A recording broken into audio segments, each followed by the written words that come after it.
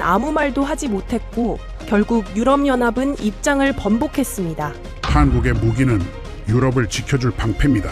도대체 무슨 일이 있었던 걸까요? 한국을 무시하던 유럽이 결국 고개를 숙인 이유, 지금 시작합니다. 구독과 좋아요로 대한민국을 응원해주세요. 이대로 두면 한국에 다 뺏깁니다. 프랑스 쪽 자문관이 보낸 메시지였습니다. 저는 그 문장을 읽고 한동안 화면을 응시했어요. 뺏긴다. 그 표현이 마음에 걸렸습니다. 마치 우리가 뭔가를 갖고 있었는데 빼앗기는 것처럼 들렸어요. 하지만 솔직히 생각해보면 우리가 뭘 갖고 있었던 걸까요? 동유럽 시장을 당연히 유럽 것이라고 여긴 건 아니었는지. 검증도 하기 전에 결론을 정해놓은 그 태도가 불편했습니다. 저는 마르틴 크라우제, 독일 연방국방부 장거리 정밀 타격 조달 검증국 국장입니다. 20년간 조달 검증을 해왔어요. 누군가 결론을 먼저 정해놓으면 검증은 형식이 됩니다. 저는 그런 식으로 일하지 않았습니다. 웬만한 편법은 다 봐왔다고 자부해왔어요. 하지만 그 자부심의 근거는 언제나 현장이었습니다. 서류가 아니라 작동, 말이 아니라 기록. 그게 제 기준이었죠. 문제의 문서는 사흘 전에 도착했어요. 폴란드 조달청에서 보낸 공식 검증 요청서였습니다. 대상은 호마르케이, 다연장 로켓 체계. 봉투를 뜯는 순간 묘한 긴장감이 밀려왔어요. 요즘 유럽 방산계에서 폴란드라는 이름은 예민한 단어가 됐거든요. 영내 생산 우대를 외치는 분위기 속에서 가장 큰 목소리로 바깥을 향하는 나라였습니다. 첫 장 기반 기술란에 적힌 이름이 눈에 박혔습니다. 한국, K239 천무. 저는 그 줄을 2번 읽었어요. 한국이라는 단어가 이렇게 선명하게 적힌 유럽 조달 문서는 처음이었습니다. 물론 한국 방산이 성장하고 있다는 건 알고 있었어요. 하지만 그건 뉴스에서 보는 이야기였지. 제 책상 위에 올라온 적은 없었습니다. 지금까지는요. 의심이 먼저 들었습니다.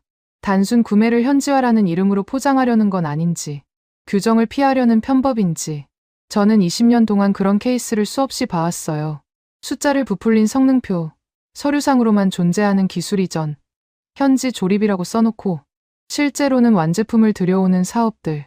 그런 것들을 걸러내는 게 제 일이었습니다. 그런데 이번 거는 첫 장부터 뭔가 달랐어요. 포장하려는 냄새가 나지 않았습니다. 오히려 너무 솔직해서 이상할 정도였죠. 문서를 넘기자 체계 개요가 나왔습니다. 발사 모듈 12발. 2 곱하기 6 구성이라고 적혀 있었어요. 폴란드 옐치 8 곱하기 8 트럭 차대 위에 한국 발사 모듈을 올리고 자국 사격 통제 체계인 토파즈를 결합한다는 설명이 이어졌습니다. 저는 그 구조를 보면서 생각했어요. 이게 진짜 통합인지 아니면 그냥 붙여놓은 건지. 현지화라는 단어는 누구나 쓸 수 있습니다. 중요한 건 실제로 돌아가느냐는 거죠. 서류만으로는 판단할 수 없었습니다.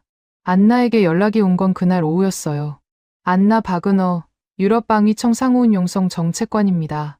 오래 알고 지낸 사이였죠. 브뤼셀에서 일하면서도 베를린 쪽 움직임을 놓치지 않는 사람이에요. 마르틴, 호마르케이건 받았어요? 받았습니다. 지금 보고 있어요. EEDA 심사 항목 정리해서 보낼게요. 쟁점이 될 만한 문구들이 있어요. 안나의 목소리는 평소보다 낮았습니다. 저는 그 톤에서 압박의 냄새를 맡았어요. 누군가 벌써 움직이고 있다는 뜻이었죠. 안나는 중립을 지키려는 사람이에요. 그런 사람이 먼저 연락해왔다는 건 상황이 단순하지 않다는 신호였습니다. 어떤 쪽에서 움직이는 겁니까? 프랑스 쪽이요. 영내 우대 흐름을 근거로 밀고 있어요. 비유럽 기술은 위험하다는 논리죠. 검증도 안 했는데요. 그래서 문제예요. 결론이 먼저 정해지면 검증은 요식 행위가 됩니다. 저는 전화를 끊고 잠시 생각에 잠겼습니다. 안나의 말이 맞았어요. 결론이 먼저 정해지면 검증은 의미를 잃습니다. 그건 제가 20년간 가장 경계해온 상황이었죠. 기술보다 정치가 앞서 굴러갈 조짐이 보였습니다. 저는 그 순간 결심했어요. 결론을 미리 정해두지 않겠다고. 한국이라서 의심하지도, 유럽이라서 신뢰하지도 않겠다고. 다음 날 아침, 저는 내부 절차를 잡기 시작했습니다. 검증 기준을 명확히 해야 했어요. 서류상 현지화 비율이 아니라 실제로 작동하는지가 핵심이었습니다. 저는 평가 항목을 3가지로 좁혔어요. 통합 절차의 실제, 운용 기록의 존재, 인수 체계의 작동. 이 3가지가 확인되지 않으면 어떤 문서도 믿지 않기로 했습니다. 반대로 이 3가지가 확인되면 어떤 정치적 압박도 결론을 바꿀 수 없었습니다. 파견 계획서를 올린 건 그날 오후였어요. 결제 라인은 의외로 빨랐습니다. 위쪽에서도 이 건이 예민하다는 걸 알고 있었던 거죠. 아마 양쪽에서 압박이 들어오고 있었을 겁니다. 막으라는 쪽, 통과시키라는 쪽. 저는 그 사이에서 검증이라는 본래 역할을 지켜야 했어요. 결제가 떨어지자마자 저는 폴란드 조달청에 자료 목록 요구서를 발송했습니다. 통합시험 로그, 인수 서명본, 운용 절차 문서, 구체적인 항목을 나열했어요. 서류로 숨길 수 있는 부분과 숨길 수 없는 부분을 구분하기 위해서였습니다. 성능표는 부풀릴 수 있어요. 하지만 시험 로그와 인수 서명은 조작하기 어렵습니다. 누가, 언제, 어떤 기준으로 확인했는지가 다 남으니까요. 이틀 뒤 폴란드에서 답신이 왔습니다.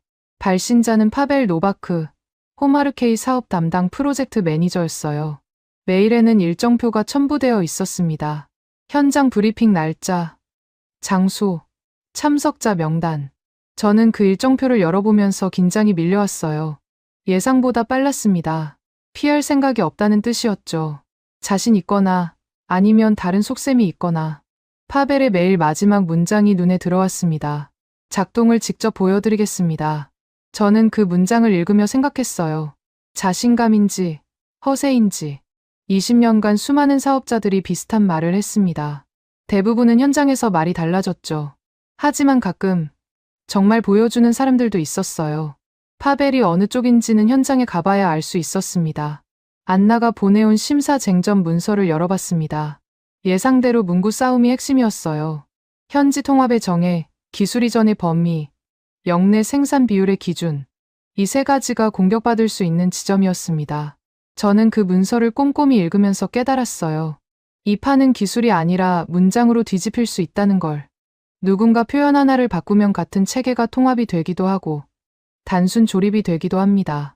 그래서 현장 자료가 중요했어요. 문장은 해석의 여지가 있지만 작동 기록은 그렇지 않으니까요. 내부 검증팀 편성은 그 주 금요일에 마무리됐습니다. 기술 분석관 2명, 조달 전문가 1명, 저까지 4명이었어요. 저는 팀원들에게 한 가지만 강조했습니다. 선입견을 버리라고.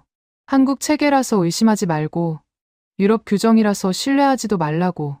오직 작동과 기록만 보자고 했어요. 팀원들은 고개를 끄덕였습니다. 하지만 저는 알고 있었어요. 선입견을 버리라는 말은 쉽지만 실제로 버리기는 어렵다는 걸. 저 자신부터 그랬으니까요. 출발 전날 밤, 저는 호텔 예약을 확인하다가 문득 생각했습니다. 내가 기대하는 유럽 표준이라는 게 정말 맞는 건지. 20년간 저는 유럽 기준으로 모든 걸 평가해왔어요.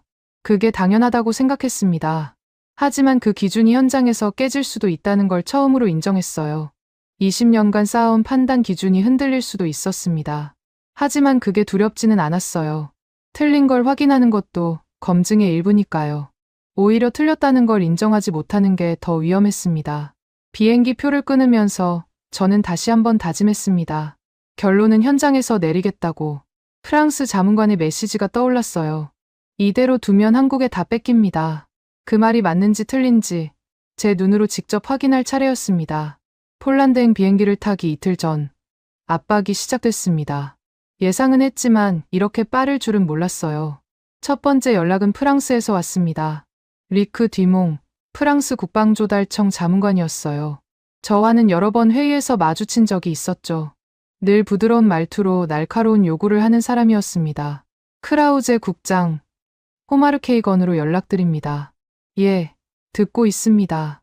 검증 보고서에 표현 하나만 넣어주시면 됩니다. 비유럽 기반 기술의 공급망 리스크. 이 문구가 들어가야 해요. 저는 잠시 말을 멈췄습니다. 검증도 시작하기 전에 결론을 넣으라는 거잖아요. 뒤몽의 목소리는 여전히 부드러웠지만 요구는 전혀 부드럽지 않았습니다. 뒤몽 자문관, 저는 아직 현장도 가보지 않았습니다. 현장은 중요하지 않아요. 중요한 건 방향입니다. 유럽 역내 우대 흐름을 아시잖아요. 지금 이 시점에 비유럽 기술이 동유럽에 뿌리 내리면 어떻게 되겠습니까? 그건 정책 판단이지 기술 검증이 아닙니다. 기술 검증 결과가 정책을 만듭니다. 국장님도 아시잖아요. 저는 대답하지 않았습니다. 뒤몽의 말이 틀린 건 아니었어요. 검증 보고서 한 줄이 수십억 유로의 계약을 좌우하는 경우를 봐왔습니다. 하지만 그렇다고 결론을 미리 정해놓을 수는 없었어요. 저는 전화를 끊으면서 불쾌함을 느꼈습니다. 검증관에게 결론을 주문하다니, 제가 20년간 지켜온 원칙을 모르는 건지, 알면서 무시하는 건지. 그날 오후, 두 번째 압박이 왔습니다. 이번엔 독일 내부에서였어요. 토마스 슈나이더, 방산업계 로비스트였습니다. 공식 직함은 정책자문관이지만 실제로는 독일 방산업체들의 이익을 대변하는 사람이었죠. 그가 제 사무실로 찾아왔습니다. 크라우제 국장, 잠깐 시간 되시죠? 무슨 일입니까? 슈나이더 씨. 슈나이더는 의자에 앉으며 서류 한 장을 꺼냈습니다.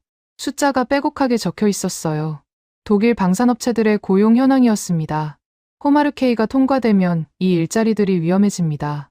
폴란드가 한국 체계를 도입하면 다음은 어디겠습니까? 발트 3국, 루마니아, 불가리아, 도미노예요. 그건 시장 경쟁의 문제 아닙니까? 경쟁이요. 한국이 가격으로 밀어붙이는 걸 경쟁이라고 부르십니까? 슈나이더의 목소리가 높아졌습니다. 저는 그의 논리를 들으면서 피로감을 느꼈어요. 틀린 말은 아니었습니다. 독일 방산업계가 어려운 건 사실이었죠. 하지만 그게 제 검증 결과를 좌우해야 하는 이유는 아니었어요. 슈나이더 씨, 저는 기술 검증을 합니다. 일자리 정책은 제 영역이 아니에요. 기술 검증 결과가 일자리를 없앱니다. 그걸 모르시진 않잖아요. 알고 있습니다. 하지만 그래서 결론을 조작할 수는 없어요. 슈나이더는 서류를 집어넣으며 일어섰습니다. 문 앞에서 한마디를 더 했어요. 국장님, 결론은 빨리 내주시는 게 좋을 겁니다. 시간이 길어지면 복잡해져요. 협박이었습니다. 저는 그가 나간 뒤에도 한동안 자리에 앉아 있었어요. 프랑스는 문구를 요구하고 독일은 속도를 요구했습니다. 둘 다 같은 방향을 가리키고 있었죠. 한국 체계를 막으라는 거였어요. 아직 현장도 가보지 않았는데. 다음 날 아침, 더 복잡한 소식이 들려왔습니다. 폴란드 내부에서 문제가 터진 거예요. 야누시 바르토시, 폴란드 야당 소속 국방위원회 의원이 언론에 성명을 냈습니다. 호마르케이 사업의 현지화는 명분뿐이라는 내용이었어요.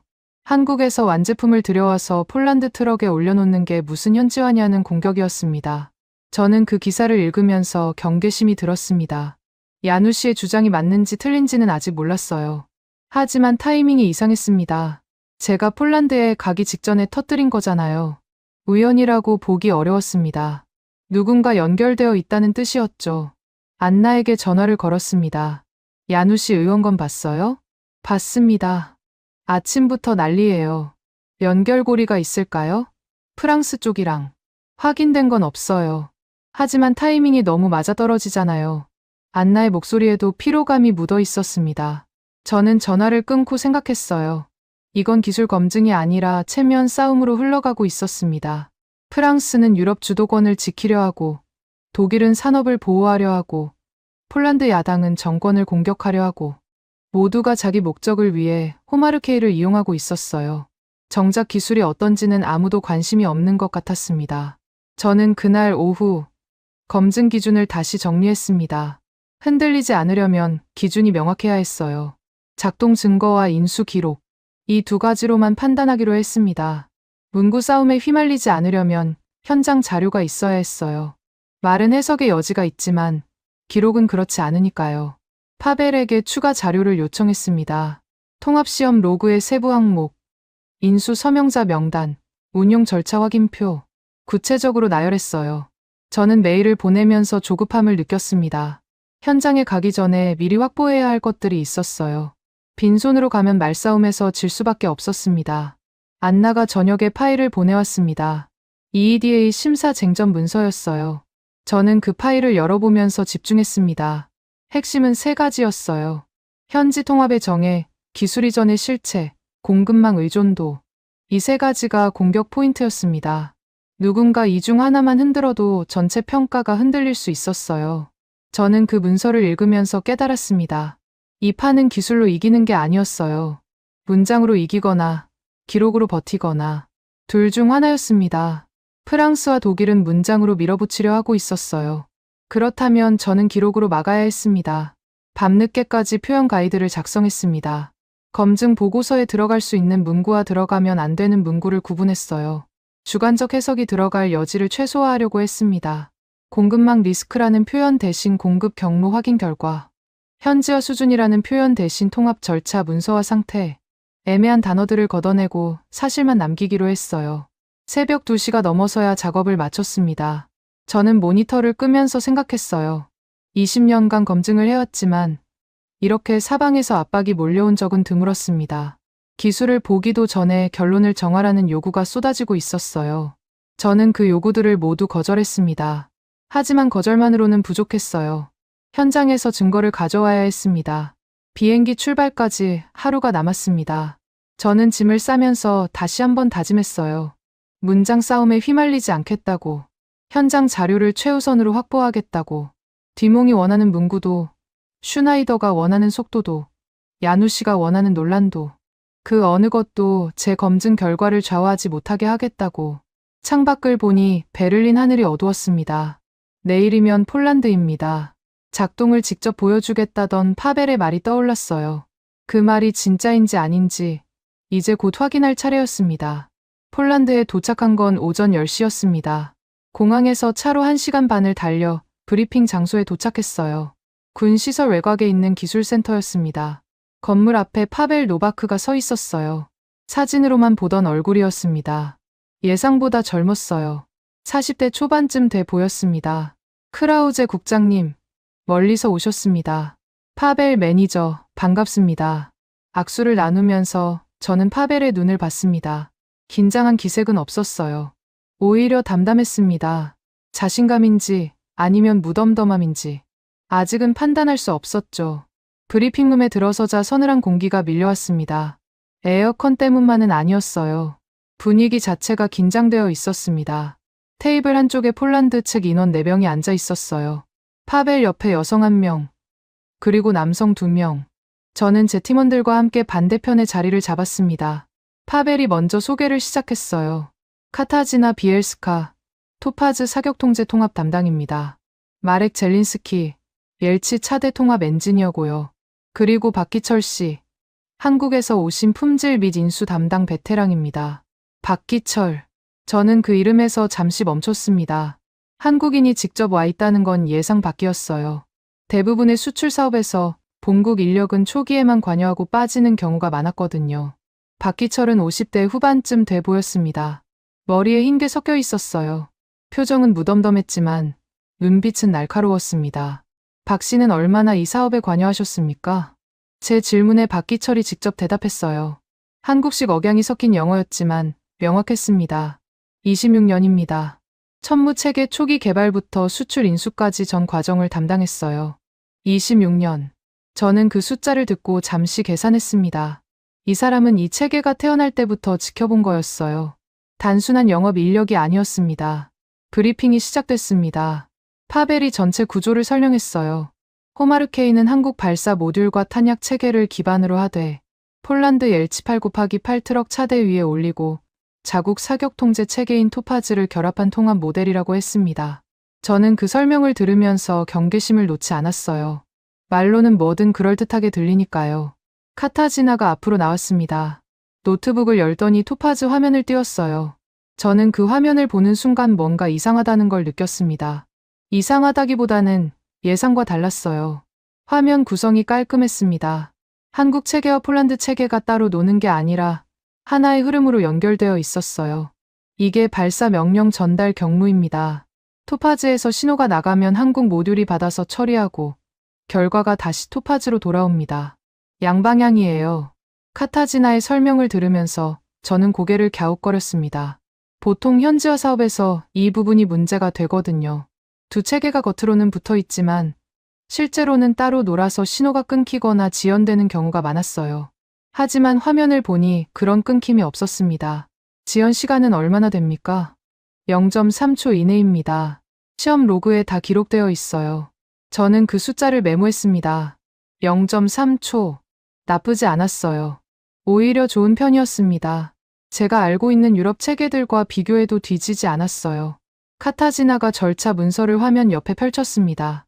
토파즈 화면의 각 단계와 문서의 항목이 1대1로 대응되어 있었어요. 저는 그 대조를 보면서 집중했습니다. 보통 현장과 문서가 따로 노는 경우가 많거든요. 문서에는 있는데 현장에는 없거나 현장에서는 하는데 문서에는 빠져 있거나. 하지만 여기는 달랐습니다. 화면에서 일어나는 일이 문서에 그대로 적혀 있었어요. 말액이 다음으로 나섰습니다. 옐치 차대와 발사대 결합 부분을 설명했어요. 인터페이스 항목들을 정리한 표를 꺼냈습니다. 전기 연결, 유압 연결, 통신 프로토콜. 각 항목마다 점검 결과와 서명이 붙어 있었어요. 결합 과정에서 문제가 된 항목은 없었습니까? 3가지 있었습니다. 전압 규격 차이, 냉각 방식 호환, 통신 지연. 다 해결했어요. 해결 과정도 기록에 있습니다. 저는 그 표를 받아들었습니다. 문제가 있었다는 걸 숨기지 않았어요. 오히려 문제를 인정하고 해결 과정을 문서화한 거였습니다. 저는 이 부분에서 조금 놀랐어요. 보통은 문제가 있었다는 걸 감추려고 하거든요. 하지만 이 팀은 달랐습니다. 박기철이 마지막으로 나섰습니다. 그가 들고 온 건 두꺼운 바인더 2권이었어요. 하나는 통합시험 로그, 다른 하나는 인수 서명본이었습니다. 크라우제 국장, 말로 하면 끝이 없습니다. 기록으로 보시죠. 그는 바인더를 제 앞에 놓았습니다. 저는 첫 페이지를 펼쳤어요. 시험 날짜, 시험 항목, 결과, 서명자, 빼곡하게 적혀 있었습니다. 한 장 한 장 넘기면서 저는 점점 말이 없어졌어요. 이건 형식적인 기록이 아니었습니다. 진짜로 시험을 하고, 진짜로 확인하고, 진짜로 서명한 거였어요. 인수 서명본도 마찬가지였습니다.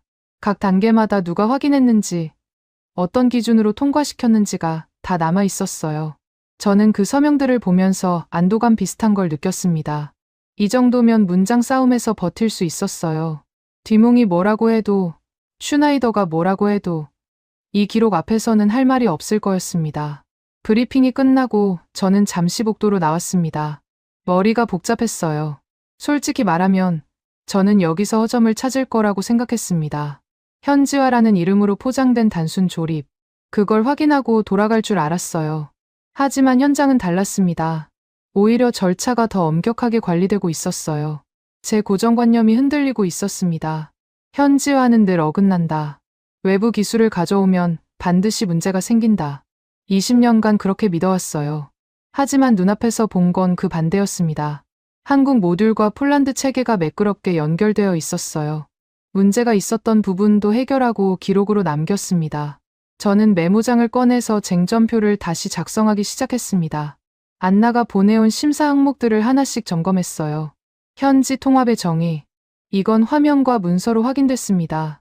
기술 이전의 실체. 이건 시험 로그로 뒷받침됐어요. 공급망 의존도. 이 부분은 아직 더 확인이 필요했습니다. 호텔로 돌아오는 차 안에서 저는 계속 생각했습니다. 반대파가 문장으로 흔들 수 있는 부분이 어디인지, 기록으로 막을 수 있는 부분이 어디인지. 오늘 받은 자료로 대부분은 막을 수 있었어요. 하지만 전부는 아니었습니다. 아직 확인하지 못한 부분들이 있었어요. 저는 창밖을 보면서 솔직하게 인정했습니다. 혼란스러웠어요. 제가 기대한 건 편법의 증거였습니다. 하지만 찾은 건 오히려 기대 이상의 절차였어요. 이게 정말 한국 체계의 수준인지 아니면 폴란드 팀이 특별히 잘한 건지 아직은 판단하기 어려웠습니다. 한 가지 확실한 건 있었어요. 내일 시연에서 더 많은 걸 확인해야 한다는 거였습니다. 오늘은 화면과 문서를 봤어요. 내일은 실제 작동을 봐야 했습니다. 12발, 1분 이내. 그게 정말 가능한지 제 눈으로 직접 확인할 차례였습니다. 호텔 방에 돌아온 건 저녁 8시였습니다. 저는 짐도 풀지 않고 책상에 앉았어요. 오늘 받은 자료들을 다시 펼쳤습니다. 통합시험 로그, 인수 서명본, 인터페이스 점검표. 낮에는 훑어보기만 했지만 지금은 제대로 읽어야 했어요. 문장 싸움에서 이기려면 빈틈을 먼저 찾아야 했습니다. 1시간쯤 지났을 때 저는 이상한 점을 발견했습니다. 빈틈이 없었어요. 아니, 정확히 말하면 빈틈이 있었는데 다 메워져 있었습니다. 인터페이스 항목에서 문제가 생겼던 부분들, 전압 규격 차이, 냉각 방식 호환, 통신 지연. 이 3가지가 기록되어 있었고 각각 해결 과정과 최종 확인 서명이 붙어 있었어요. 문제를 숨긴 게 아니라 문제를 풀고 증거를 남긴 거였습니다. 저는 펜을 내려놓고 잠시 생각했습니다. 이게 가능하려면 뭐가 필요할까? 현지팀의 역량만으로는 부족해요. 원본 체계 자체가 이런 결합을 허용하는 구조여야 합니다. 그렇지 않으면 붙여놓아도 금방 어긋나거든요. 저는 20년간 그런 실패 사례를 수없이 봐왔어요. 겉으로는 통합이라고 하지만 실제로는 따로 놀아서 현장에서 문제가 터지는 경우들. 하지만 호마르케이는 달랐습니다. 한국 발사 모듈과 폴란드 차대, 폴란드 사격 통제가 하나의 체계처럼 돌아가고 있었어요. 이건 폴란드 팀이 잘해서만 된 게 아니었습니다. 한국 쪽 핵심 모듈이 처음부터 이런 결합을 염두에 두고 설계됐다는 뜻이었어요. 현지화의 강한 구조. 저는 그 표현을 메모장에 적었습니다. 밤 10시쯤 안나에게서 연락이 왔습니다. 마르틴, 지금 통화 가능해요? 예, 괜찮습니다. EEDA 쪽 분위기가 좀 바뀌고 있어요. 심사 문구의 핵심이 영내 생산이 아니라 현지 통합에 실제로 이동하고 있습니다. 저는 그 말을 듣고 눈이 번쩍 떠졌습니다. 영내 생산. 그게 프랑스와 독일이 밀어붙이던 논리였거든요. 유럽 안에서 만들어야 한다. 바깥에서 가져오면 안 된다. 그런데 그 프레임이 흔들리고 있다는 거였어요. 무슨 계기가 있었습니까? 동유럽 쪽에서 반발이 나왔어요. 영내 생산만 고집하면 정작 필요한 전력을 못 갖춘다는 거죠. 폴란드, 발트 3국, 루마니아. 이쪽에서 목소리가 커지고 있어요. 저는 고개를 끄덕였습니다. 전장은 동쪽에 있었어요. 정작 싸워야 할 나라들이 무기를 못 사면 무슨 소용이겠습니까? 그 현실이 심사 기준을 바꾸고 있었습니다. 그러면 저한테 유리해지는 건가요? 조건부예요. 현지 통합의 실제를 증명해야 합니다. 그냥 붙여놓은 게 아니라 진짜 통합됐다는 걸 보여줘야 해요. 그건 자료가 있습니다. 오늘 받아왔어요. 좋아요. 그러면 문구 싸움에서 버틸 수 있을 거예요. 전화를 끊고 저는 확신이 생겼습니다. 방향이 맞았어요. 현장 자료를 확보하기로 한 판단이 옳았습니다. 뒷문과 슈나이더가 문장으로 밀어붙여도 기록으로 막을 수 있었어요. 하지만 압박은 끝나지 않았습니다. 다음 날 아침 메일함을 열자 두 통의 메일이 와 있었어요. 하나는 뒤몽에게서, 하나는 슈나이더에게서. 둘 다 비슷한 내용이었습니다. 검증 일정을 단축하라는 요구였어요. 그리고 보고서 초안을 미리 공유하라는 요청도 들어 있었습니다. 저는 그 메일들을 읽으면서 피로감을 느꼈습니다. 검증이 끝나기도 전에 초안을 달라니 뭘 쓰라는 건지 뻔했어요. 자기들이 원하는 문구를 미리 넣으라는 거였습니다. 저는 두 메일 모두에 같은 답장을 보냈어요. 검증 완료 전 초안 공유는 절차에 없습니다. 짧고 단호하게 답장을 보내고 나니 마음이 개운했습니다. 20년간 이런 압박은 여러 번 받아봤어요. 처음에는 흔들렸지만 이제는 아니었습니다. 절차를 지키는 게 결국 저를 보호하는 방법이라는 걸 알았거든요. 결론을 미리 정해주면 나중에 책임도 제가 지게 됩니다. 그건 절대 안 되는 일이었어요. 오전에 박기철에게서 연락이 왔습니다. 추가 자료를 보내겠다는 내용이었어요. 인수 기준표라고 했습니다. 저는 그 파일을 열어봤어요. 예상보다 훨씬 상세했습니다. 각 항목별로 기준치, 측정 방법, 허용 오차, 불합격 시 조치까지 다 적혀 있었어요. 저는 그 기준표를 읽으면서 놀랐습니다. 한국 쪽 기준이 유럽보다 엄격한 부분이 있었어요. 특히 온도 범위와 진동 내구성에서 그랬습니다. 유럽 기준은 영하 20도까지였는데 한국 기준은 영하 40도까지였어요. 왜 그런지 궁금해서 박기철에게 물어봤습니다. 이 온도 기준은 왜 이렇게 높습니까? 러시아랑 싸우려면 필요합니다. 동유럽 겨울을 상정한 거예요. 저는 그 대답을 듣고 할 말이 없었습니다. 우리가 책상에서 규정을 정리하는 동안 이쪽은 실제 전장을 생각하고 있었어요. 기준이 엄격한 데는 이유가 있었습니다. 박기철이 덧붙였어요. 통합은 가능하지만 기준은 더 엄격해야 합니다. 그게 제 원칙이에요.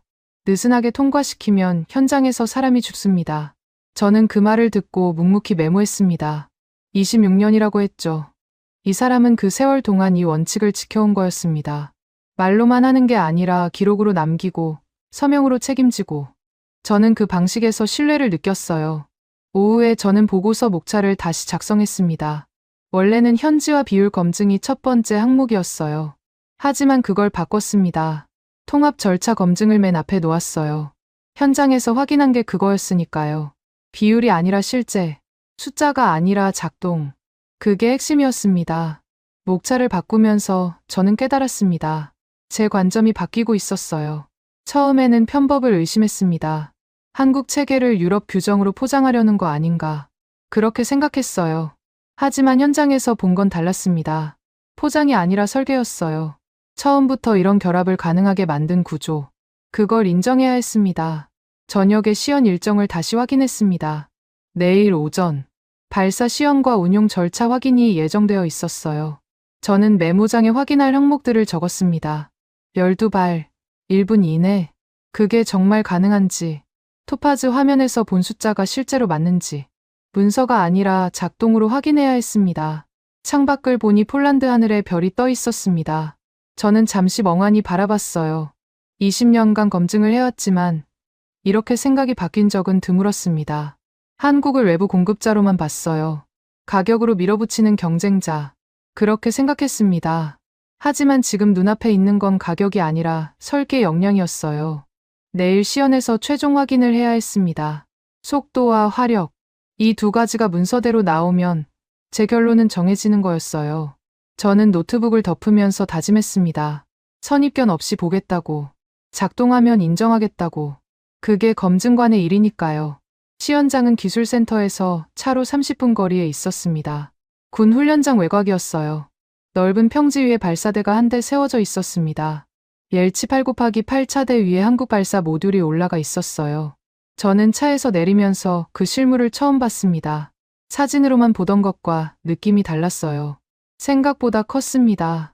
파벨이 먼저 다가왔습니다. 오늘 시연 순서를 말씀드리겠습니다.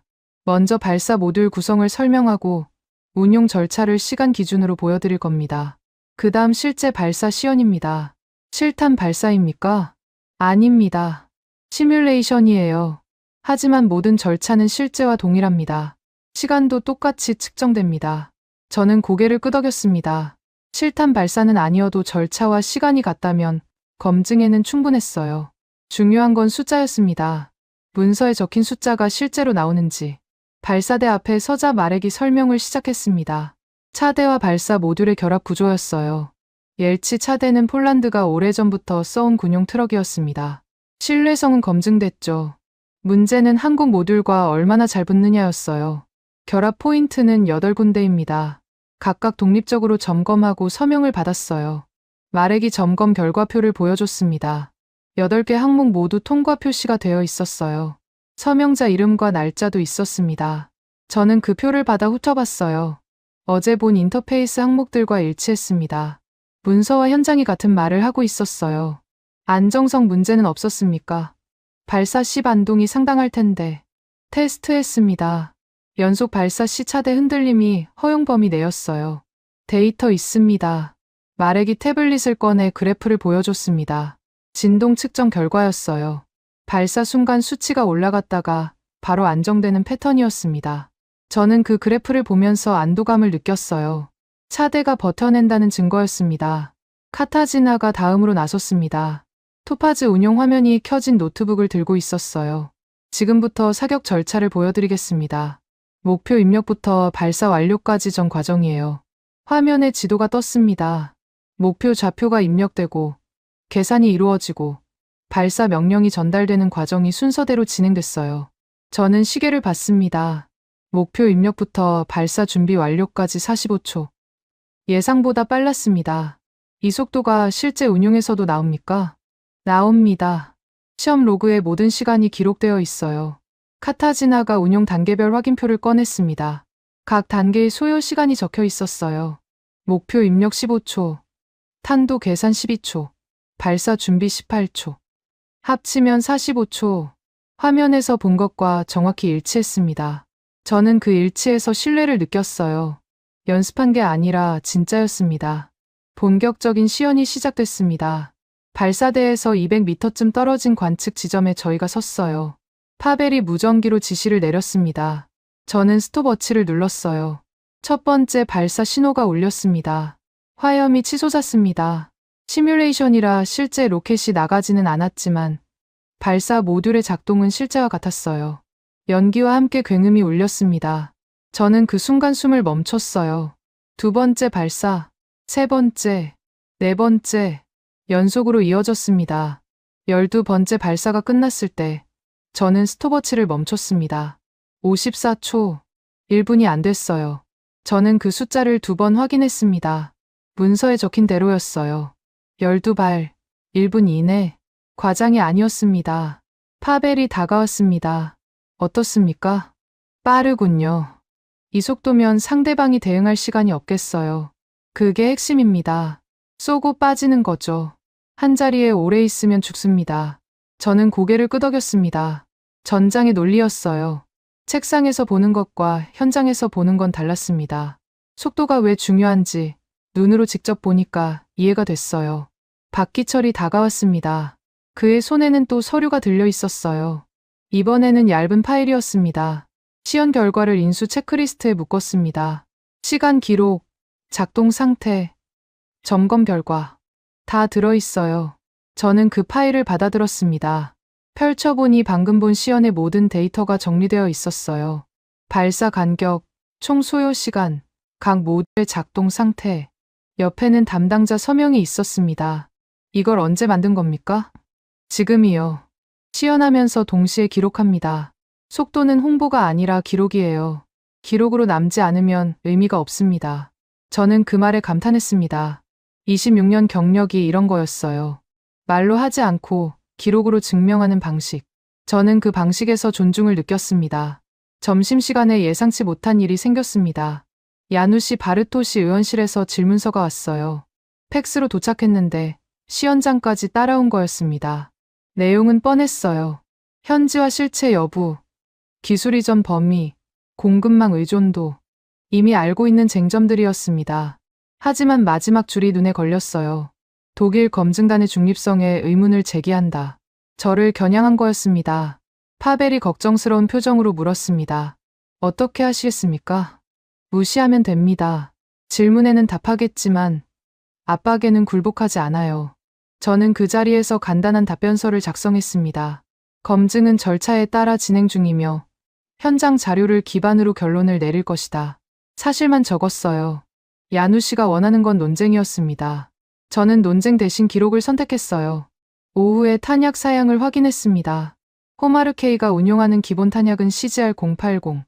사거리 약 80km였어요. 저는 그 숫자를 봤을 때 처음에는 평범하다고 생각했습니다. 80km면 나쁘지 않지만 특별히 뛰어난 것도 아니었거든요. 하지만 파벨의 설명을 듣고 생각이 바뀌었습니다. 80km는 시작입니다. 이 체계는 탄약만 바꾸면 사거리가 늘어나요. 모듈 교체 없이 더 긴 사거리 탄약을 쓸 수 있습니다. 저는 그 말의 의미를 이해했습니다. 확장 가능한 구조. 지금은 80이지만 나중에는 더 멀리 갈 수 있다는 뜻이었어요. 저는 그 부분을 메모했습니다. 다음 장에서 확인해야 할 항목이었어요. 저녁에 호텔로 돌아오면서 저는 오늘 본 것들을 정리했습니다. 12발, 54초, 80km. 숫자가 머릿속에 박혔어요. 이 체계는 단순히 멀리 가는 무기가 아니었습니다. 짧은 시간에 확실히 쏘는 구조. 그게 핵심이었어요. 야누 씨의 질문서가 떠올랐습니다. 현지화는 명분뿐이라고 했죠. 하지만 오늘 본 건 달랐어요. 명분이 아니라 작동이었습니다. 시연 자료가 쌓일수록 그의 공세는 설 자리를 잃고 있었어요. 말로는 흔들 수 있어도 기록 앞에서는 할 말이 없을 거였습니다. 저는 노트북을 열고 성능 요약을 작성하기 시작했습니다. 검증 보고서의 핵심 부분이었어요. 발사 모듈 12발, 2 곱하기 6 구성. 연속 발사 1분 이내, 기본 탄약 사거리 80km, 확장 가능한 탄약 체계. 각 항목 옆에 확인 방법과 근거 자료를 달았습니다.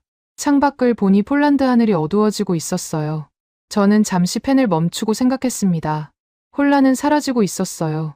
오늘 본 것들이 결론을 향해 가고 있었습니다. 이 체계는 진짜였어요. 속도도, 작동도, 기록도 다 진짜였습니다. 하지만 아직 끝이 아니었어요. 내일 확인할 게 남아 있었습니다. 80km는 시작이라고 했죠. 그 다음이 뭔지 저는 그걸 확인해야 했습니다. 시연이 끝난 다음 날 아침, 저는 호텔 방에서 최종 제출 문서 묶음을 다시 펼쳤습니다. 어제까지 본 건 속도였어요. 12발, 1분 이내. 그것만으로도 충분히 인상적이었습니다. 하지만 검증은 거기서 끝나지 않았어요. 탄약 패키지 항목이 남아 있었습니다. 문서를 넘기다가 손이 멈췄습니다. CTM-290. 사거리 약 290km. 저는 그 숫자를 2번 읽었어요. 290. 80이 아니라 290이었습니다. 거의 4배였어요. 저는 잠시 계산을 했습니다. 290km면 폴란드 동부 국경에서 쏴도 벨라루스 수도권이 닿았어요. 설명을 읽어봤습니다. CTM-290은 전술탄도탄이었어요. 한국에서 개발한 수출형 KT즘 계열이라고 적혀 있었습니다. 호마르케이가 이 탄약을 운용할 수 있다는 내용이 명확하게 들어 있었어요. 발사 모듈 교체 없이 탄약만 바꾸면 된다고. 저는 그 문장을 밑줄 쳤습니다. 이건 다연장 로켓이 아니었어요. 장거리 정밀 타격 체계였습니다. 범주 자체가 달랐어요. 저는 평가 문서 파일을 열었습니다. 제목이 다연장 로켓 체계 검증이라고 되어 있었어요. 그걸 지우고 새로 썼습니다. 장거리 정밀 타격 체계 평가. 분류가 바뀌면 모든 게 달라졌어요. 비교 대상도, 기준도, 의미도. 안나에게 연락을 했습니다. CTM-290 확인했습니다. 이거 알고 있었어요? 항목에는 있었어요. 하지만 실제 운용 가능 여부는 확인이 안 됐었죠. 문서에 명시되어 있습니다. 호마르케이가 운용 가능하다고요. 전화기 너머로 안나가 잠시 침묵했습니다. 저는 그 침묵의 의미를 알았어요. 이게 확인되면 판이 바뀌는 거였습니다. 마르틴, 그러면 이건 로켓 체계가 아니에요. 미사일 체계예요. 그래서 제목을 바꿨습니다. 안나가 한숨을 쉬었어요. 걱정이 섞인 한숨이었습니다. 뒤몽이 가만 안 있을 거예요. 프랑스 쪽에서 난리 날 겁니다. 알고 있어요. 하지만 사실은 사실이잖아요. 전화를 끊고 얼마 지나지 않아 예상대로 뒤몽에게서 연락이 왔습니다. 이번에는 메일이 아니라 전화였어요. 목소리가 평소보다 높았습니다. 크라우제 국장, 평가 제목을 바꿨다는 얘기를 들었습니다. 예, 바꿨습니다. 장거리 정밀 타격 체계라니요. 그건 과장 아닙니까? 다연장 로켓에 탄약 하나 추가한 걸 가지고. 저는 차분하게 대답했습니다. 뒤몽 자문관, 290km 사거리 탄약을 운용할 수 있으면 그건 로켓이 아니라 미사일입니다. 범주가 다른 거예요. 운용 가능하다는 게 확인됐습니까? 실제로 쐈습니까? 문서에 명시되어 있고 인수 항목에 포함되어 있습니다. 그게 증거예요. 뒤몽이 잠시 말을 멈췄습니다. 저는 그 침묵을 기다렸어요. 반박할 논리를 찾고 있는 거였습니다. 표현을 축소해야 합니다. 운용 가능성이라고 쓰세요. 운용 가능이 아니라 안 됩니다. 사실을 축소할 수는 없어요. 이건 정치적으로 민감한 문제입니다. 동유럽에 이런 체계가 들어가면 러시아가 어떻게 반응하겠습니까? 저는 그 말에 대답하지 않았습니다. 정치는 제 영역이 아니었어요. 저는 기술을 검증하는 사람이었습니다. 러시아가 어떻게 반응하든 그건 정책 결정자들이 고민할 문제였어요. 뒤몽 자문관, 저는 본대로 씁니다. 그게 제 일이에요. 전화를 끊고 나서 불쾌함이 밀려왔습니다. 축소하라니. 20년간 검증을 해왔지만 이렇게 노골적으로 사실을 줄이라는 요구는 처음이었어요.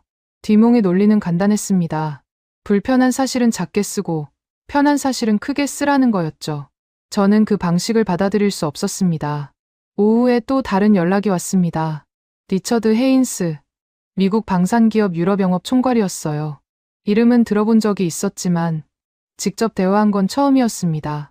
그가 왜 저한테 연락을 했는지 바로 알 수 있었어요. 한국 체계가 부각되면 미국 체계가 밀리니까요. 크라우제 국장, 호마르케이 검증건으로 연락드립니다.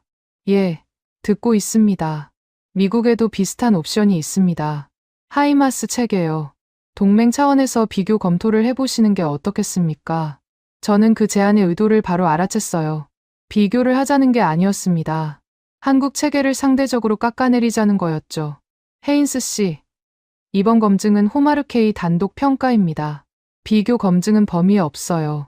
하지만 폴란드 안보를 위해서는 동맹 옵션도 고려해야 하지 않겠습니까? 미국과의 관계를 생각하면요. 저는 잠시 생각했습니다. 리처드의 논리는 기술이 아니라 정치였어요. 동맹 프레임, 그걸 들고 나온 거였습니다. 미국과 가까운 게 좋지 않냐는 논리. 하지만 저는 검증관이었어요. 정치 판단은 제 몫이 아니었습니다. 헤인스 씨, 저는 기술을 봅니다. 동맹 관계는 제 평가 항목에 없어요. 그건 너무 좁은 시각 아닙니까? 좁은 게 제 일입니다. 넓은 건 다른 사람들이 하시면 돼요. 전화를 끊으면서 저는 경계심을 느꼈습니다. 디몽은 축소하라고 하고 리처드는 비교하라고 했어요. 둘 다 같은 방향을 가리키고 있었습니다. 한국 체계를 깎아내리라는 거였죠. 저는 그 압박들을 모두 차단했습니다. 사실은 사실이에요. 축소하거나 비교해서 바꿀 수 있는 게 아니었습니다. 저녁에 박기철에게서 파일이 왔습니다. CTM 290 관련 인수 절차 문서였어요. 저는 그 파일을 열어봤습니다. 80km 탄약 항목과 똑같은 형식이었어요. 기준치, 측정 방법, 허용 오차, 불합격 시 조치, 빠짐없이 들어있었습니다. 박기철에게 전화를 걸었습니다. 290km 탄약도 같은 기준으로 인수합니까? 당연하죠. 아니, 더 엄격합니다. 사거리가 길면 오차도 커지거든요. 그래서 정밀도 기준이 더 높아요. 저는 그 말을 듣고 메모했습니다. 강한 무기는 더 엄격한 기록을 요구한다. 박기철이 26년간 지켜온 원칙이 여기서도 적용되고 있었어요. 디몽이 표현을 축소하라고 합니다. 그건 국장님이 판단하실 문제예요. 저는 기록만 제공합니다. 기록으로 막을 수 있을까요? 막을 수 있어요. 기록은 해석의 여지가 없으니까요. 숫자는 숫자예요. 전화를 끊고 저는 확신이 생겼습니다. 운용 가능이라는 사실을 기록과 항목으로 고정하면 됐어요. 디몽이 뭐라고 해도, 리처드가 뭐라고 해도 문서 앞에서는 할 말이 없을 거였습니다. 밤늦게까지 최종 요약을 다시 작성했습니다. 발사 모듈 12발, 연속 발사 1분 이내, 기본 탄약 사거리 80km, 확장 탄약 사거리 290km, 각 항목에 근거 자료를 달았어요. 인수 기록, 시험 로그, 문서 번호, 빈틈없이 채웠습니다. 창밖을 보니 폴란드 하늘에 구름이 끼어 있었어요. 저는 잠시 펜을 멈추고 생각했습니다. 290km. 이 숫자가 의미하는 게 뭘까? 단순히 더 멀리 간다는 게 아니었어요. 전장의 판이 바뀌는 거였습니다. 동유럽에 이 체계가 들어가면 억지력의 균형이 달라졌어요. 저는 경외감을 느꼈습니다. 한국을 외부 공급자로만 봤어요. 가격으로 밀어붙이는 경쟁자. 그렇게 생각했습니다. 하지만 눈앞에 있는 건 가격이 아니라 전략적 역량이었어요. 이 체계를 만든 나라는 전장을 이해하고 있었습니다. 내일이면 베를린으로 돌아갑니다. 최종 보고서를 올려야 했어요. 저는 노트북을 덮으면서 다짐했습니다. 본대로 쓰겠다고, 축소하지 않겠다고. 그게 제가 20년간 지켜온 원칙이니까요. 베를린에 돌아온 건 저녁 7시였습니다. 공항에서 사무실로 바로 갔어요. 최종 검증 보고서를 결제 라인에 올려야 했습니다. 시간이 없었어요. 디몬과 슈나이더가 먼저 움직이기 전에 제 보고서가 올라가야 했습니다. 사무실에 도착하자마자 컴퓨터를 켰습니다. 폴란드에서 작성한 초안을 열었어요. 제목부터 다시 확인했습니다. 호마르케이 장거리 정밀 타격 체계 검증 보고서. 다연장 로켓이라는 표현은 빼버렸어요. 범주가 다르다는 걸 제목에서부터 명확히 해야 했습니다. 보고서를 올리기 직전 슈나이더에게서 전화가 왔습니다. 예상한 대로였어요. 그가 가만히 있을 리가 없었습니다. 크라우제 국장, 보고서 올리기 전에 얘기 좀 합시다. 슈나이더 씨, 저는 지금 바쁩니다. 잠깐이면 돼요. 결론만 조금 수정하면 됩니다. 저는 전화기를 꽉 쥐었습니다. 또 시작이었어요. 결론을 수정하라니. 20년간 이런 압박을 받아왔지만 지금처럼 노골적인 건 드물었습니다. 어떻게 수정하라는 겁니까? 통합 기준 충족이라는 표현을 빼세요. 통합 가능성 검토 정도로 낮추면 됩니다. 그건 사실과 다릅니다. 현장에서 확인한 건 가능성이 아니라 실제예요. 국장님, 독일 방산업계가 어떤 상황인지 아시잖아요. 지금 여기서 한국 체계에 합격증을 주면 어떻게 되겠습니까? 다음 계약에서 우리 업체들이 다 밀려요. 저는 잠시 말을 멈췄습니다. 슈나이더의 논리는 간단했어요. 한국이 이기면 독일이 진다. 그래서 한국이 지게 만들어야 한다. 하지만 저는 검증관이었습니다. 누가 이기고 지는지는 제 몫이 아니었어요. 슈나이더 씨, 저는 본대로 씁니다. 시장 경쟁은 제 영역이 아니에요. 국장님이 쓰는 보고서 한 줄이 수천 개 일자리를 좌우합니다. 그 책임을 지실 겁니까? 책임요? 저는 사실을 쓰는 책임을 집니다. 거짓을 쓰는 책임은 안 져요. 전화를 끊었습니다. 손이 떨렸어요. 분노 때문이 아니었습니다. 긴장 때문이었어요. 이제 돌아갈 수 없었습니다. 보고서를 올리면 모든 게 결정되는 거였어요. 안나에게 연락했습니다. 보고서를 올리기 전에 마지막 점검이 필요했어요. 안나, 문구 리스크 확인해 줄 수 있어요? 보내줘요. 지금 바로 볼게요. 파일을 보내고 30분을 기다렸습니다. 안나에게서 답장이 왔어요. 수정 제안이 몇 군데 있었습니다. 대부분은 사소한 표현이었지만 한 가지가 중요했어요. 마르틴, 공급망 의존도 부분에서 비유럽 기반이라는 표현을 빼는 게 좋겠어요. 공격받을 수 있어요. 그러면 뭐라고 써야 합니까? 다변화된 공급 경로. 이렇게 쓰면 중립적이에요. 저는 그 제안을 받아들였습니다. 사실을 바꾸는 게 아니라 표현을 다듬는 거였어요. 뒷목이 물고 늘어질 수 있는 부분을 미리 막아두는 거였습니다. 안나가 덧붙였어요. 결론 부분은 통합 기준 충족으로 유지해요. 이건 안 바꿔도 돼요. 현장 자료가 뒷받침하니까요. 고마워요, 안나. 마르틴, 잘하고 있어요. 끝까지 밀어붙여요. 전화를 끊고 저는 수정 작업을 마쳤습니다. 공급망 의존도 표현을 바꾸고 나머지는 그대로 뒀어요. 통합 기준 충족. 이 표현이 핵심이었습니다. 이걸 지켜야 했어요. 보고서를 결제 라인에 올린 건 밤 11시였습니다. 제출 버튼을 누르는 순간 긴장이 조금 풀렸어요. 하지만 끝이 아니었습니다. 결제가 나기 전에 또 다른 압박이 올 게 분명했어요. 예상대로였습니다. 다음 날 아침 뒷몽에게서 공식 메일이 왔어요. 이번에는 개인 연락이 아니라 공식 채널이었습니다. 프랑스 국방조달청 명의로 보낸 메일이었어요. 내용은 뻔했습니다. 호마르케이 검증 보고서의 표현에 우려가 있다. 단순 조립 체계를 통합 체계로 표현하는 것은 오해의 소지가 있다. 저는 그 메일을 읽으면서 피식 웃었습니다. 단순 조립. 아직도 그 프레임을 밀고 있었어요. 현장에서 뭘 봤는지 모르는 거였습니다. 아니, 알면서도 모른 척하는 거였죠. 답장을 보냈습니다. 간단하게 썼어요. 검증 보고서는 현장 시험 로그와 인수 서명본을 근거로 작성되었습니다. 표현 수정 요청은 근거 자료와 함께 제출해 주시기 바랍니다. 뒷몽이 근거 자료를 제출할 리가 없었어요. 그런 게 없으니까요. 오전에 파벨에게서 파일이 왔습니다. 추가 확인 자료였어요. 토파즈 통합 관련 운용 문서가 보강되어 있었습니다. 카타지나가 정리한 거였어요. 저는 그 파일을 받아 보고서 첨부 자료에 추가했습니다. 빈틈을 메우는 작업이었어요. 뒷몽이 뭐라고 해도 막을 수 있게. 점심때 예상치 못한 연락이 왔습니다. 에리크 사를로, 에스토니아 국방부 연락장교였어요. 이름은 처음 들었지만 소개를 보니 발트 지역 방위 협력을 담당하는 사람이었습니다. 크라우제 국장, 호마르케이 검증건으로 연락드립니다. 예, 듣고 있습니다. 에스토니아 쪽에서 참고 자료를 하나 보내드리려고요. 폴란드가 한국과 협력하면서 발트 지역 공급 거점 가능성을 검토하고 있습니다.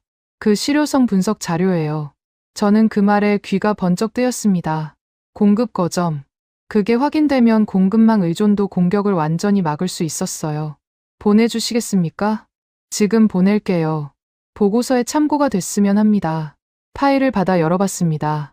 폴란드 내 생산 거점과 기술 지원 체계 구축 현황이 정리되어 있었어요.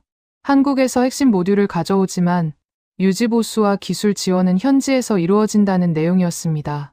저는 그 자료를 보조 자료로 첨부했어요. 오후에 내부 검토 회의가 열렸습니다. 결제 전 마지막 점검이었어요. 회의실에 들어서자 분위기가 긴장되어 있었습니다. 위쪽에서 압박이 들어왔다는 게 느껴졌어요. 하지만 저는 준비가 되어 있었습니다. 회의록 초안이 돌아왔습니다. 누군가 통합 기준 충족이라는 표현을 통합 가능성 확인으로 바꿔놓았어요. 저는 그걸 보자마자 손을 들었습니다. 이 표현은 원래대로 돌려야 합니다. 현장에서 확인한 건 가능성이 아니라 실제예요. 크라우제 국장, 표현을 조금 낮추는 게 안전하지 않겠습니까? 안전하다는 게 무슨 뜻입니까? 사실을 숨기는 게 안전합니까? 회의실이 조용해졌습니다. 저는 가방에서 폴란드에서 받아온 바인더를 꺼냈어요. 통합시험 로그와 인수 서명본이었습니다. 여기 있습니다. 시험 날짜, 항목, 결과, 서명자, 다 기록되어 있어요. 이걸 보고도 가능성이라고 쓸 수 있습니까? 아무도 대답하지 않았습니다. 저는 바인더를 테이블 위에 놓았어요. 원래 표현대로 갑니다. 통합 기준 충족. 이게 사실이에요. 회의록이 수정됐습니다. 통합 가능성 확인이 지워지고 통합 기준 충족이 다시 들어갔어요. 저는 그 순간 통쾌함을 느꼈습니다. 말싸움에서 이긴 게 아니었어요. 기록으로 이긴 거였습니다. 결제가 떨어진 건 그날 저녁이었습니다. 최종 검증 보고서가 승인됐어요. 결론은 명확했습니다. 현지 통합 기준을 충족한 장거리 정밀 타격 체계로 평가됨. 저는 그 문장을 읽으면서 안도감을 느꼈습니다. 사무실을 나서면서 창밖을 봤습니다. 베를린 하늘에 별이 떠 있었어요. 저는 잠시 멈춰 서서 생각했습니다. 20년간 검증을 해왔지만 이렇게 사방에서 압박이 몰려온 건 처음이었어요. 프랑스, 독일, 미국 모두가 결론을 바꾸라고 했습니다. 하지만 저는 바꾸지 않았어요. 기록이 저를 지켜줬습니다. 박기철이 26년간 쌓아온 시험 로그와 인수 서명본, 카타지나가 정리한 통합 절차 문서, 에리크가 보내온 공급 거점 분석. 이것들이 없었으면 저는 버티지 못했을 거예요. 말로는 못 이기는 싸움이었습니다. 기록으로 이긴 거였어요. 집으로 가는 길에 저는 조용히 확신을 느꼈습니다. 이 보고서는 공식 기록으로 남을 거였어요. 누가 뭐라고 해도 바뀌지 않을 거였습니다. 통합 운용 가능한 장거리 정밀 타격 체계. 그게 제 결론이었습니다. 보고서가 결제된 다음 날, 저는 평소보다 일찍 사무실에 나왔습니다. 할 일이 남아 있었어요. 최종 보고서 마무리 작업이었습니다. 결론은 정해졌지만 문서 정리가 끝나지 않았거든요. 저는 파일을 열고 마지막 페이지를 확인했습니다. 결론문 배치를 바꿨습니다. 원래는 통합 절차 확인 결과가 맨 위에 있었어요. 그걸 내리고 통합 기준 충족과 운용 가능 범주를 가장 위에 올렸습니다. 이 두 가지가 핵심이었거든요. 누가 이 보고서를 읽든 첫 줄에서 결론을 알 수 있게 만들고 싶었어요. 다시는 흐려지지 않게. 작업을 하면서 저는 지난 일주일을 되돌아봤습니다. 폴란드에 가기 전 저는 편법을 찾으러 가는 거라고 생각했어요. 현지화라는 이름으로 포장된 단순 조립. 그걸 확인하고 돌아올 줄 알았습니다. 하지만 현장에서 본 건 정반대였어요. 포장이 아니라 설계, 말이 아니라 기록. 제 예상이 완전히 틀렸습니다. 솔직히 인정해야 했어요. 저는 한국을 외부 공급자로만 봤습니다. 가격으로 밀어붙이는 경쟁자, 기술보다는 영업력으로 시장을 뺏는 나라. 그렇게 생각했어요. 20년간 유럽 중심으로 세상을 봐왔으니까요. 하지만 그 시각이 얼마나 단순했는지 이번에 깨달았습니다. 박기철의 얼굴이 떠올랐습니다. 26년. 그가 이 체계와 함께한 시간이었어요. 천무 초기 개발부터 수출 인수까지. 저는 그 세월의 무게를 처음에는 이해하지 못했어요. 숫자로만 들었습니다. 하지만 현장에서 그가 내민 바인더를 보는 순간 그 숫자가 뭘 의미하는지 알았어요. 시험 로그 한 장 한 장에 서명이 있었습니다. 날짜가 있었고, 기준이 있었고, 책임이 있었어요. 그 기록이 없었으면 어떻게 됐을까? 저는 생각해봤습니다. 뒷몽이 문장으로 밀어붙였을 거예요. 슈나이더가 예산 논리로 압박했을 거고, 야누씨가 여론전으로 흔들었을 겁니다.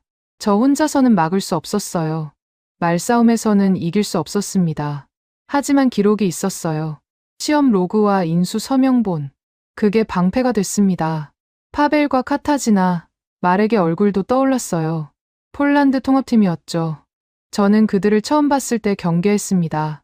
현지화는 늘 어긋난다. 외부 기술을 가져오면 반드시 문제가 생긴다. 그게 제 고정관념이었어요. 하지만 그들은 그 편견을 절차로 깨뜨렸습니다. 문제가 생기면 해결하고, 해결하면 기록했어요. 숨기지 않았습니다. 오히려 문제를 인정하는 게 신뢰를 만들었어요. 카타지나가 보여준 토파즈 화면이 생각났습니다. 한국 모듈과 폴란드 체계가 하나의 흐름으로 연결되어 있었어요. 지연 시간 0.3초 이내, 문서에 적힌 숫자가 화면에서 그대로 나왔습니다. 저는 그 순간 뭔가가 흔들리는 걸 느꼈어요. 제가 믿어온 기준이 흔들리는 거였습니다. 유럽이 항상 앞선다는 믿음. 그게 무너졌어요. 마렉이 제출한 인터페이스 점검표도 기억났습니다. 문제가 3가지 있었다고 했죠. 전압 규격 차이, 냉각 방식 호환, 통신 지연. 보통은 그런 문제를 숨기려고 합니다. 하지만 마렉은 달랐어요. 문제가 있었고, 해결했고, 여기 기록이 있다. 그렇게 말했습니다. 저는 그 태도에서 전문가의 자존심을 봤어요. 숨기는 게 아니라 증명하는 자존심. 보고서 마지막 페이지를 다시 읽었습니다. 결론문이 눈에 들어왔어요. 현지 통합 기준을 충족한 장거리 정밀 타격 체계로 평가됨. 저는 그 문장을 쓰면서 많은 압박을 받았습니다. 가능성으로 낮추라는 요구, 표현을 축소하라는 요청, 비교 검토를 하라는 제안. 다 거절했어요. 사실은 사실이니까요. 문서 보관 지정을 했습니다. 이 보고서는 연방국방부 공식 기록으로 남게 돼요. 누가 뭐라고 해도 바뀌지 않습니다. 디몽이 나중에 다시 문제를 제기해도, 슈나이더가 로비를 해도 이 기록은 그대로예요. 저는 그 사실에서 안도감을 느꼈습니다. 말은 사라지지만 기록은 남으니까요. 내부 공유 메일을 보냈습니다. 관련 부서에 최종 보고서를 배포하는 거였어요. 제목을 쓰면서 잠시 멈췄습니다. 호마르케이 검증 완료. 간단하게 썼어요. 길게 쓸 필요가 없었습니다. 결론은 보고서 안에 다 있으니까요. 메일을 보내고 나서 저는 의자에 기대앉았습니다. 창밖으로 베를린 하늘이 보였어요. 맑은 날이었습니다. 저는 잠시 아무 생각 없이 하늘을 바라봤어요. 20년간 검증을 해왔지만 이번처럼 생각이 바뀐 적은 드물었습니다.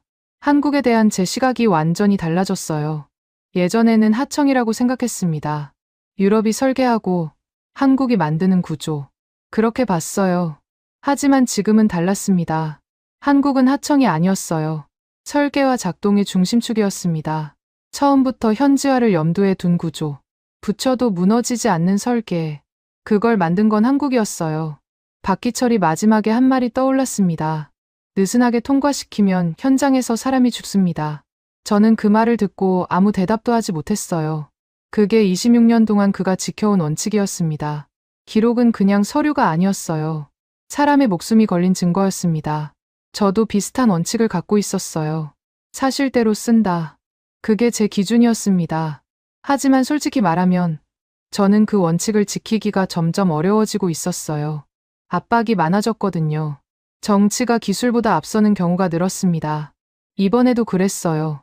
디몽, 슈나이더, 리처드 모두가 결론을 바꾸라고 했습니다. 하지만 저는 버텼어요. 기록이 있었으니까요. 박기철의 바인더, 카타지나의 절차 문서, 말에게 점검표, 그것들이 없었으면 저는 무너졌을 겁니다. 말로는 이길 수 없었어요. 기록으로 이긴 거였습니다. 사무실을 나서면서 저는 생각했습니다. 이 사건 이후로 뭐가 달라질까? 폴란드는 호마르케이를 운용하게 될 거예요. 발트 3국도 관심을 보일 겁니다. 한국 방산이 동유럽에 더 깊이 들어오겠죠. 프랑스와 독일은 불편하겠지만 막을 수 없을 거예요. 기록이 이미 남았으니까요. 집으로 가는 길에 저는 마지막으로 한 가지를 생각했습니다. 제 결론이 누군가의 칭찬이 아니라는 거였어요. 디몽이 인정해줘서 통과된 게 아니었습니다. 슈나이더가 허락해서 결제된 게 아니었어요. 공식 기록으로 남은 겁니다. 연방국방부 검증 보고서. 그게 제 결론의 무게였습니다. 하늘을 보니 해가 지고 있었어요. 저는 걸음을 멈추고 잠시 서 있었습니다. 조용한 안도감이 밀려왔어요. 말은 사라져도 기록은 남습니다. 작동은 거짓말을 하지 않아요. 그리고 그 작동을 만든 건 결국 사람이었습니다. 박기철, 파벨, 카타지나, 마렉. 이름들이 머릿속에 남았어요. 그들이 없었으면 이 결론도 없었습니다. 저는 다시 걷기 시작했습니다. 20년간 검증을 해왔지만 이번처럼 배운 게 많은 적은 없었어요. 기술을 받고 사람을 받고 기록의 힘을 받습니다. 그게 이번 검증에서 제가 얻은 거였어요. 남는 것은 작동과 사람. 그게 전부였습니다. 선생님들, 오늘 이야기 어떠셨어요? 저는 이 이야기를 정리하면서 여러 번 손을 멈췄습니다. 특히 박기철 씨가 바인더 2권을 내밀던 장면에서요. 말로 하면 끝이 없습니다. 기록으로 보시죠. 그 한마디가 가슴에 박혔어요. 26년이었잖아요. 그 세월 동안 시험 로그에 서명하고 인수 기준표를 채우고 단 한 번도 느슨하게 통과시키지 않은 거예요. 느슨하게 통과시키면 현장에서 사람이 죽습니다. 그 말을 듣는 순간 저는 목이 메었습니다. 독일 검증관 마르틴 크라우제가 결론을 바꾸지 않은 것도 기억에 남아요. 프랑스에서 문구를 넣으라고 하고 독일 로비스트가 일자리를 들먹이고 미국에서 비교 검토하라고 압박했잖아요. 사방에서 몰려왔어요. 하지만 그는 끝까지 버텼습니다. 본대로 씁니다. 그게 제 일이에요. 저는 그 문장을 읽으면서 생각했어요. 기록이 사람을 지키는구나. 말은 사라져도 기록은 남는구나. 선생님들, 저는 아직 젊어서 잘 몰라요. 현장에서 땀 흘려본 적도 없고 수십 년간 한 분야를 파본 적도 없어요. 그래서 이런 이야기를 전해드리면서 가끔 부끄러워집니다. 제가 뭐라고 이런 분들의 이야기를 입에 담나 싶어요. 하지만 그래서 더 전하고 싶었어요. 저 같은 젊은 사람들이 알아야 한다고 생각했거든요. 대한민국이 어떻게 여기까지 왔는지 선생님들께서 걸어오신 길을 저는 다 알지 못합니다. 하지만 조금은 알아요. 70년대 독일 탄광에서 석탄가루 마시며 일하신 분들, 중동 사막에서 50도 넘는 열기 속에 파이프 용접하신 분들, 구로공단에서 미싱 돌리다가 손가락 다치신 분들, 새벽같이 일어나서 아이들 밥 차려놓고 버스 3번 갈아타고 공장 가신 분들, 그분들이 보낸 달러가 이 나라를 세웠어요. 그분들이 흘린 땀이 지금 우리가 쓰는 모든 것의 밑바탕이에요. 간혹 이런 생각하시는 분들 계시잖아요. 나는 이제 늙었다. 할 수 있는 게 없다. 젊은 사람들한테 짐만 된다. 선생님 그거 아니에요. 절대 아니에요. 선생님들 얼굴에 새겨진 주름, 그게 훈장이에요. 손등에 박힌 굳은 살, 그게 대한민국이 받은 상이에요. 거친 손으로 자식들 먹여 살리고 흰 허리로 나라 일으켜 세우신 거잖아요. 그게 얼마나 대단한 일인지 아세요? 선생님들 영웅이에요. 신문에 이름이 안 나와서 그렇지, 동상이 안 세워져서 그렇지, 진짜 영웅은 선생님들이에요. 박기철 씨가 26년 동안 기록을 쌓은 것처럼 선생님들도 평생 동안 기록을 쌓으신 거예요. 그 기록이 지금 대한민국을 지키고 있어요. 저는 그렇게 믿습니다. 저는 앞으로도 이런 이야기를 계속 전해드릴 거예요. 세상이 모르는 대한민국 이야기, 우리가 얼마나 대단한 나라인지, 선생님들이 얼마나 대단한 분들인지 그걸 찾아서 전해드리는 게 제 역할이에요. 저는 선생님들의 말동무예요. 심심하실 때 틀어놓으시면 돼요. 잠깐이라도 기분이 좋아지시면 저는 그걸로 충분해요. 선생님들, 지금 한겨울이잖아요. 밖에 나가실 때 목도리 꼭 하세요. 장갑도 끼시고요. 손이 트면 아프잖아요. 밥은 꼭 챙겨 드세요. 귀찮으셔도 따뜻한 국물 하나는 드셔야 해요. 혈압약 드시는 분들 제때 꼭 드세요. 몸이 좀